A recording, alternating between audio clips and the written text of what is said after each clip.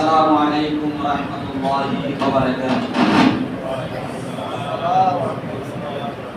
আলহামদুলিল্লাহ আলহামদুলিল্লাহি রাব্বিল আলামিন ওয়াল আকিবাতু লিল মুত্তাকিন والصلاة والسلام على سيد الأنبياء والمرسلين وعلى آله وأصحابه أجمعين أما بعد فقد قال الله تعالى في كلامه المجيد وفرقانه الحميد إن الله وملائكته يصلون على النبي يا أيها الذين آمنوا صلوا عليه وسلموا تسليما اللهم صل على سيدنا مولانا محمد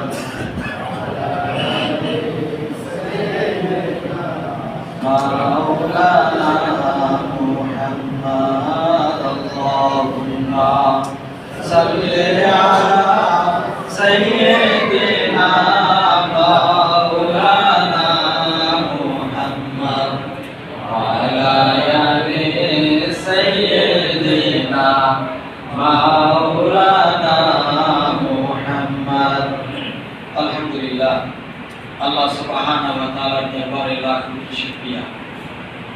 আল্লাহ তাআলা আজকে আমাদের এই পবিত্র রমজান মাসের প্রথম জুমা আদায় করার জন্য বাছাই করে আল্লাহর মসজিদে আসার মতো সুযোগ আল্লাহ তাআলা আমাদেরকে দিয়েছেন। সেই মহান রবের কালিমাতুশ শুকর আদায় করি আলহামদুলিল্লাহ। আপনারা সবাই ভালো আছেন? ভালো কে রেখেছেন? আল্লাহ। আমাদের সৃষ্টিকর্তা কে? এটা আমি মুখে বললেও আল্লাহ সৃষ্টিকর্তা, মুখে না বললেও কি আল্লাহই সৃষ্টিকর্তা। যে আল্লাহকে সৃষ্টিকর্তা মানে আল্লাহ তাকে সৃষ্টি করেছেন, আর যে মানে না তাকে কি অন্যজনে সৃষ্টি করেছেন? না মানলেও তাকেও আল্লাহ তাআলাই সৃষ্টি করেছেন। এটাই সত্য। মানলেও আল্লাহ তাআলা সৃষ্টিকর্তা, না মানলেও আল্লাহ তাআলাই সৃষ্টিকর্তা। আল্লাহ তাআলা আমাদেরকে সৃষ্টি করেছেন কেন? উদ্দেশ্য কি? আল্লাহ তাআলা আমাদেরকে সৃষ্টির আগেই ফেরেশতাদেরকে নিয়ে পরামর্শ করেছেন আল্লাহ তাআলা। সেখানে আল্লাহ তাআলা বলেছেন ইন্নী জাইলুন ফিল আরদি খলিফা, আমি পৃথিবীতে আমার প্রতিনিধি প্রেরণ করতে চাই। সূরা বাকারা 30 নম্বর আয়াতে কি প্রেরণ করতে চাই? প্রতিনিধি। এই পৃথিবীতে আল্লাহ তাআলা মানুষকে আল্লাহর প্রতিনিধি খলিফা হিসেবে প্রেরণ করেছেন। পৃথিবীতে পাঠানোর পরে এরপরে আল্লাহ তাআলা আবার ঘোষণা করেছেন ওমা খালাকতুল জিন্না ওয়াল ইনসা ইল্লা লিয়াবুদুন, আমি মানুষ এবং জিন এই দুইটা জাতিকে সৃষ্টি করেছি শুধুমাত্র কেবলমাত্র অনলি আমার ইবাদত করার জন্য। কার ইবাদত করার জন্য? আল্লাহ তাআলার ইবাদত করার জন্য। মানুষ হিসেবে, জিন হিসেবে আমাদের প্রধান কাজ হলো আল্লাহ তাআলার ইবাদত করা, এবং এই আল্লাহর ইবাদত করা, আল্লাহর জমিনে আল্লাহর খেলাফতের কাজ করা, এই দুইটা উদ্দেশ্য নিয়েই আল্লাহ তাআলা আমাদেরকে এই পৃথিবীতে প্রেরণ করেছেন, আমাদেরকে সৃষ্টি করেছেন। দুনিয়ায় খাওয়ার জন্য আল্লাহ তাআলা আমাদেরকে পাঠান নাই, ঘুমানোর জন্য পাঠান নাই। খাইতেও হবে, ঘুমাইতেও হবে, কিন্তু সেগুলা সবকিছু আল্লাহর ইবাদতের আলোকে হইতে হবে। এখন এই আল্লাহ তাআলার ইবাদত এটা কতটুকু হবে? এটা পরিধিতে কতটুকু? আল্লাহ তাআলা বলতেছেন কুল ইন্না সালাতি ওয়া নুসুকি ওয়া মাহইয়ায়া ওয়া মামাতি লিল্লাহি রাব্বিল আলামিন। বলো এটা কি শুধু ওই কুরবানির দোয়া? এটা পবিত্র কোরআনের আয়াত। আমরা কুরবানি করার আগে এই দোয়া করি যে কুল ইন্না সালাতি ওয়া নুসুকি ওয়া মাহইয়ায়া ওয়া মামাতি লিল্লাহি রাব্বিল আলামিন। ঠিক আছে, আল্লাহু আকবার বলে জবাই করি কুরবানির পশু। এটা শুধু কুরবানির দোয়া না, এটা আল্লাহ কোরআনের একটি আয়াত। আল্লাহ বলেছেন তোমরা বলো আমার নামাজ, কুল ইন্না সালাতি, আমার নামাজ, এই নামাজ দ্বারা আমার শারীরিক সকল ইবাদত। নামাজ হলো শারীরিক ইবাদত, মসজিদে ইমাম সাহেবের টাকা দিয়ে দিলাম, মসজিদ করে দিলাম, নিজে নামাজ পড়লাম না, কোনো লাভ হবে? নামাজ যার যার নামাজ তাকে পড়তে হবে। আমি আজকে জুমায় যাইতে বললাম, আমার ছেলেকে পাঠিয়ে দিলাম, হবে? যার নামাজ তাকে পড়তে হবে। নামাজ আমার শারীরিক ইবাদত, অনুসুক কি আমার কুরবানি, এটা হলো আর্থিক ইবাদত। একটা গেল শারীরিক ইবাদত, আরেকটা কি আর্থিক ইবাদত, কুরবানি। এক লোক আমেরিকা থাকে, একজনের কাছে টাকা পাঠিয়ে দিছে, উনি একটা গরু কিনাই না দিছে, মসজিদের ইমাম সাহেব ওনার পক্ষ থেকে কুরবানি দিছে, ওনার কুরবানি হবে না? হবে। কুরবানিটা ওনাকে করতে হয় না, এটা হলো ওনার অর্থ দিয়ে হয়ে গেছে, কুরবানি আদায় হয়ে গেছে। এটা হলো আর্থিক ইবাদত। আল্লাহ তাআলা বলেন কুল ইন্না সালাতি, বলো আমার শারীরিক ইবাদত, ওয়া নুসুকি আমার আর্থিক ইবাদত, ওয়া মাহইয়ায়া ওয়া মামাতি, এবং আমার জীবন এবং আমার মরণ, অর্থাৎ আমার জীবনের শুরু থেকে আমার মৃত্যু পর্যন্ত এর মাঝখানে যা কিছু আছে সব কিছু কার জন্য? লিল্লাহি রাব্বিল আলামিন। সব কিছু কার জন্য? আল্লাহর জন্য। অন্য জায়গায় আল্লাহ তাআলা বলতেছেন, যেটা আমরা জায়নামাজের দোয়া করি, ইন্নী ওয়াজ্জাহতু ওয়াজহিয়া লিল্লাযী ফাতারাস সামাওয়াতি ওয়াল আরদা হানিফা ওয়া মা আনা মিনাল মুশরিকিন। আমি আত্মনিয়োগ করেছি। এটা কিন্তু শুধু জায়নামাজের দোয়া না, এটা কোরআনের আয়াত, আল্লাহর কথা, যে আমি আমার আত্মা, আমার হৃদয়, আমার মাইন্ড, আমার সোল, আমার সব কিছুকে আমি মনোনিবেশ করলাম যিনি এই আসমান জমিনকে সুবিন্যস্তভাবে সৃষ্টি করেছে। আমা আনা মিনাল মুশরিকিন, এবং আমি মুশরিকদের অন্তর্ভুক্ত নই। তাহলে আমার নামাজ, আমার রোজা, আমার হজ, আমার যাকাত, আমার কুরবানি, আমার দান সদকা, আমার তাসবিহ তাহমিদ, আমার সকল ইবাদত বন্দেগী হবে কার জন্য? আল্লাহ। দুনিয়ায় কাউকে খুশি করার জন্য? শুধুমাত্র কার জন্য?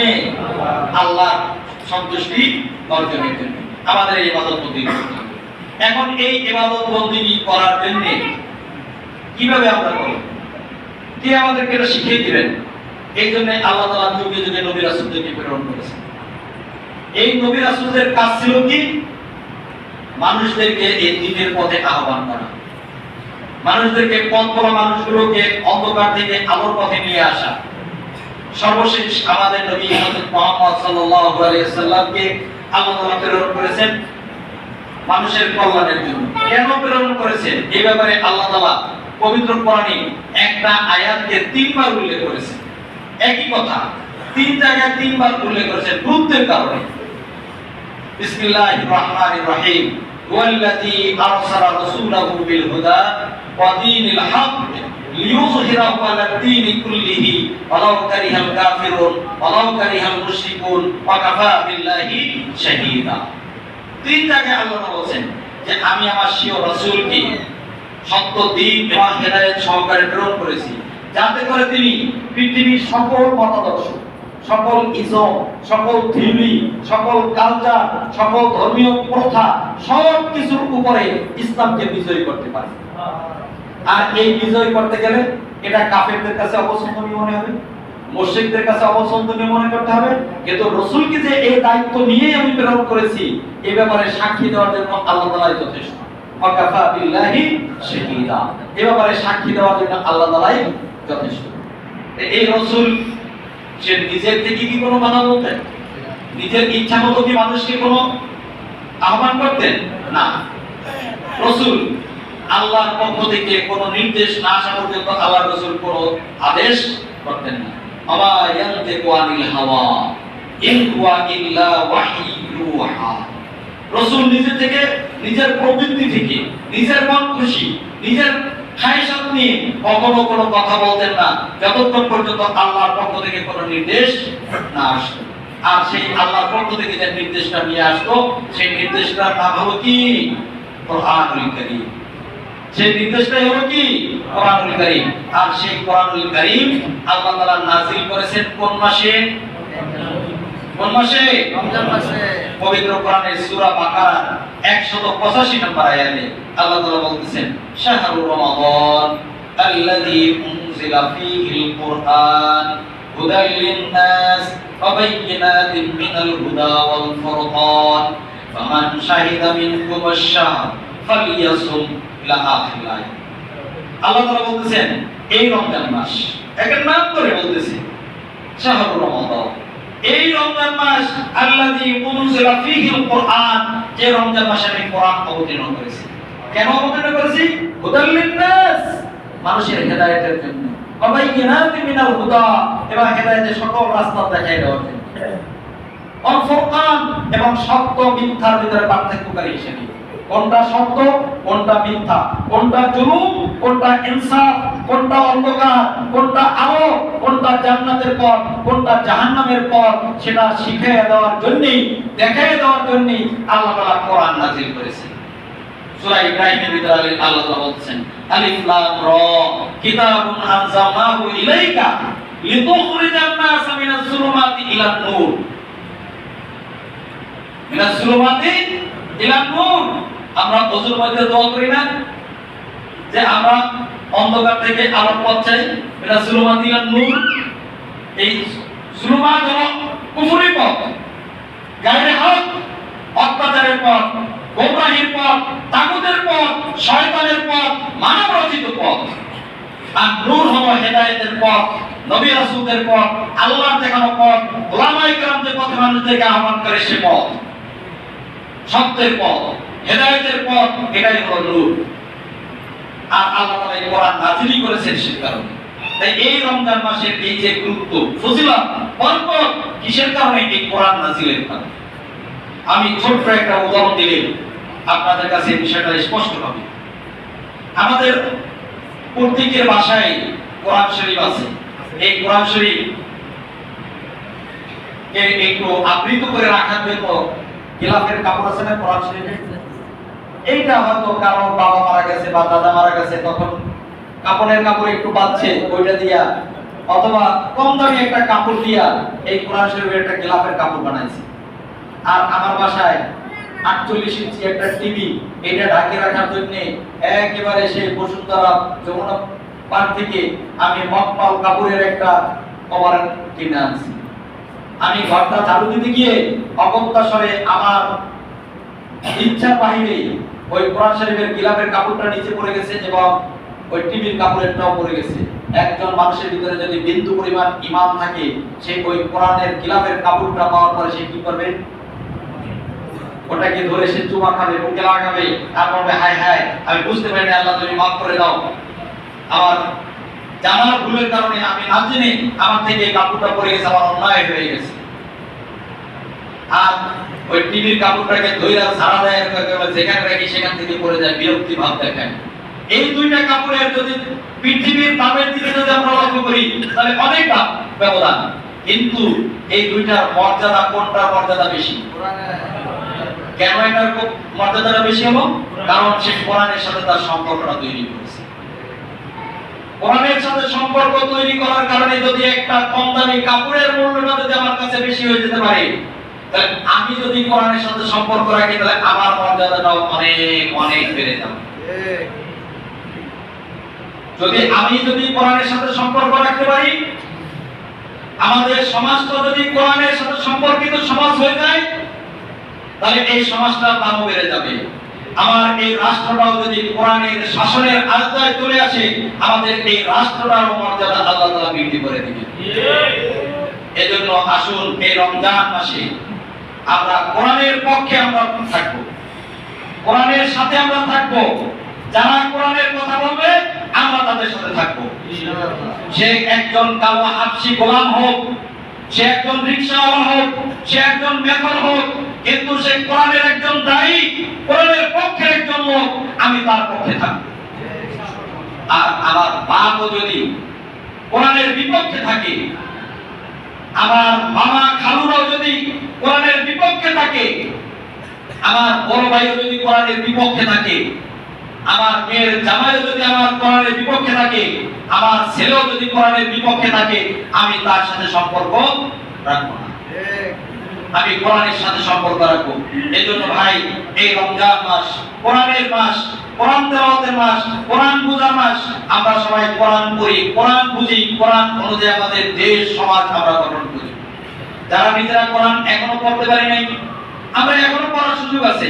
আপনার মসজিদের ইমাম সাহেব আছে, এই যে দুজন হাফেজ সাহেব আছে, কেউ যদি এরকম যদি বলেন যে আমি এই রমজান মাসে কোরআন শিখতে চাই, তারা যদি আপনাকে যদি না শিখায়, যদি টাকা লাগে টাকা দিবেন, যদি আপনার না দিতে পারেন, আমার ঠিকানাটা আপনাদের সবাই জানা, যেহেতু ঘোষণা হয়েছে, আমি তো আপনাদের এই ব্যবস্থা করে দেব, কিন্তু আপনাদেরকে শিখতে হবে। কিন্তু সুযোগ থাকার পরেও যদি আমরা না শিখি, তাহলে আল্লাহর কাছে কিন্তু আমাদেরকে জবাবদিহি করতে হবে। তারা কিন্তু আমরা খেয়ে যাবো আল্লাহর কাছে। সুযোগ থাকার পরেও আমরা যদি না শিখি, আমি শিখতে পারি নাই, আমার ছেলেটাকে শিখাই, আমার মেয়েটাকে শিখাই, আমার স্ত্রীকে আমি শিখাই, কোরআনের বিকল্প আমাদের অন্য কোনো কিছু নাই। কোরআন ছাড়া অন্য কোনো কিছু আমাদেরকে মুক্তি দিতে পারবে না। পৃথিবী আজকে যত ঝঞ্ঝাল, এই ঝঞ্ঝাল থেকে পৃথিবীকে যদি আমাদেরকে আলোর পথ দেখাতে হয়, তাহলে কোরআনের পথ ছাড়া বিকল্প কোনো পথ নাই। এই জন্য আসুন আমরা এই কোরআনের পক্ষে থাকবো। আর আপনাদের কাছে আমি একটু দোয়া চাচ্ছি, আমি গুনাহগার, কোরআনের একজন ফেরিওয়ালা। দিন যতটুকু শিখেছি, শিখার পরে আমার শিখানোর কাজে নিয়োজিত রয়েছি। এর পাশাপাশি সকাল বিকাল যেখানে যতটুকু পারি কোরআনের দাওয়াত মানুষের কাছে পৌঁছাই। আপনাদের এই অঞ্চলেও আমি অসংখ্যবার আসছি, কোরআনের কথাই মানুষকে বলছি, এখনো বলবো, ভবিষ্যতেও বলবো। বাংলাদেশ জামাত ইসলামী এবছর পট পরিবর্তনের পরে মুন্সিগঞ্জ 1 আসন, সিরাজদিখান এবং শ্রীনগরে, এখানে জামাত ইসলামীর পক্ষ থেকে আগামী সংসদ নির্বাচনে আপনাদের একজন ছোট ভাই হিসেবে, আপনাদের একজন সন্তান হিসেবে, আপনাদের একজন খাদেম হিসেবে আমাকে এখানে সংসদ সদস্য এমপি পদে আমাকে মনোনয়ন দিয়েছে। আপনাদের দোয়া, ভালোবাসা, সমর্থন থাকলে ইনশাআল্লাহ কিছু কাজ করতে চাই। কমপক্ষে আপনাদের পক্ষ করে আপনাদের একটি রায় যদি আমার পক্ষে আসে, এই আপনাদের একটি রায় আপনাদের সামনে আওয়াদা করতেছি, আমি প্রথম সংসদে গিয়ে যে কথাটা বলবো সেটা কোরআনের কথাই বলবো ইনশাআল্লাহ। এজন্য আপনাদের সহযোগিতা, সমর্থন চাই। যুবক ভাইরা, মুরব্বীরা, জীবনে আমরা অনেকেই দেখেছি, অনেকে দিয়ে আমাদের অনেক উন্নয়ন হয়েছে, কতটুকু হয়েছে কতটুকু হয় নাই সে বিবেচনা আপনাদের কাছে। কিন্তু আশা করি ইনশাআল্লাহ উন্নয়নের পাশাপাশি কোরআনের কথা বলার সুযোগ যদি আল্লাহ তাআলা দেন, হয়তো ওখানে বলবো, আর ওখানে বলতে না পারলেও মাঠে ঘাটে ইনশাআল্লাহ কোরআনের কথা চলবে ইনশাআল্লাহ। কিন্তু আপনাদের সহযোগিতা চাই, ভালোবাসা চাই, দোয়া চাই। আপনারা আমার জন্য দোয়া করেন, আল্লাহ তাআলা যেন সুস্থ রাখেন, আপনাদেরকেও সুস্থ রাখেন। আপদ বিপদ থেকে আল্লাহ তাআলা আমাদের এই দেশটাকে আল্লাহ তাআলা শান্ত রাখেন। ওয়া আখিরু দাওয়ানা আলহামদুলিল্লাহি রাব্বিল আলামিন। যারা সুন্নাত পড়েন নাই, ক্বাবলাল জুমআ আদায় করে নিন।